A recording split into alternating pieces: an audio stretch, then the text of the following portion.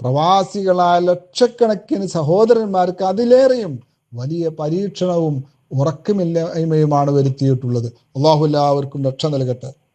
പ്രവാസികളുടെ നാട്ടിലുള്ള കുടുംബങ്ങളും മക്കളുമൊക്കെ വലിയ ബേജാറിലാണ്. ഇവിടെ നാം ന്യൂസ് ചാനലുകളിലും മൊബൈലിലും മാറി മാറി നോക്കുന്നതിന് പകരം വദ്കുറുല്ലാഹ കസീറ എന്നാ അള്ളാഹു നിർദ്ദേശിക്കുന്നത്. മാഷാ അള്ളാഹ്. അള്ളാഹു തന്നെ മറ്റൊരു ആയത്തിൽ പറഞ്ഞില്ലേ, അലാ ബിദിക്രില്ലാഹി തത്മഇന്നുൽ ഖുലൂബ്. അള്ളാഹുവിനെ ദിക്ർ ചൊല്ലുന്നതിലൂടെ ഹൃദയത്തിന് സമാധാനം വരും, ശാന്തി നഷ്ടപ്പെട്ടവർക്ക് ശാന്തി ലഭിക്കും എന്ന്. ആ ദിക്റുകളിലേക്ക് നാം തിരിച്ചു പോവുക. ഓർക്കുക, ഏറ്റവും വലിയ ദിക്റാണ് നിസ്കാരം. ഏറ്റവും വലിയ ദിക്റാണ് നിസ്കാരം. വഅഖിമിസ്സലാത ലിദിക്രി എന്ന് അല്ലാഹു ഖുർആനിൽ പറഞ്ഞതാണ്. നിങ്ങൾ എന്ത് ചെയ്യണം? എന്നെ ഓർക്കാൻ വേണ്ടി നിസ്കാരം നിലനിർത്തണം. എന്നെക്കുറിച്ചുള്ള ഓർമ്മ പുതുക്കാൻ വേണ്ടി നിങ്ങൾ നിസ്കാരത്തെ കൃത്യമായി നിർവഹിക്കണം. അതാണ് അഖിം എന്ന് പറഞ്ഞാൽ. ഭംഗിയായും കൃത്യമായും നിസ്കരിക്കുക. വാർത്തകളെ മനസ്സിൽ കയറ്റിവെച്ച് തറാവീഹ് നിസ്കാരങ്ങൾ നടത്താതിരിക്കുക. അല്ലെങ്കിൽ വാർത്തകൾ കേൾക്കണം, അല്ലെങ്കിൽ എന്താണ് പുതിയ ന്യൂസ് എന്ന് നോക്കാൻ വേണ്ടി തറാവി നഷ്ടപ്പെടുത്തുക. തറാവിനൊക്കെ പോകാനൊരു മടി വരിക, അതുണ്ടാവരുത്. മറ്റൊരു പ്രധാന ദിക്റായ വിശുദ്ധ ഖുർആൻ പാരായണം എമ്പാടും വർദ്ധിപ്പിക്കുക. അപ്പോഴും നമ്മുടെ മനസ്സ് യുദ്ധത്തിലാവരുത്. ഖുർആൻ മറച്ചു വെച്ചുകൊണ്ട് ഓതുന്നതിനിടയിൽ പോലും മൊബൈൽ നോക്കുക.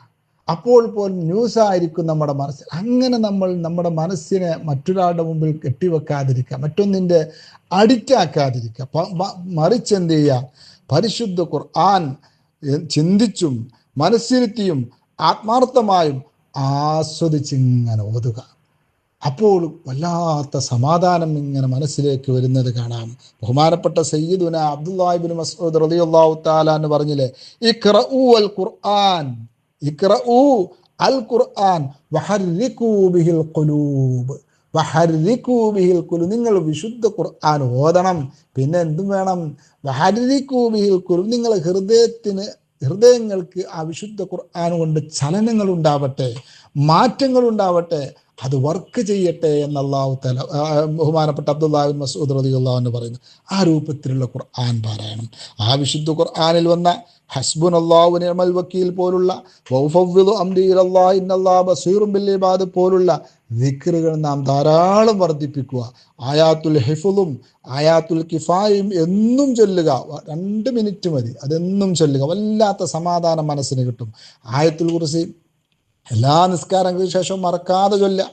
സലാം വീട്ടിയ ഉടനെ മൊബൈലിലേക്കല്ല, എന്താ സംഭവിച്ചത്, അവിടെ പൊട്ടിയോ ഇവിടെ പൊട്ടിയോ എന്നതല്ല.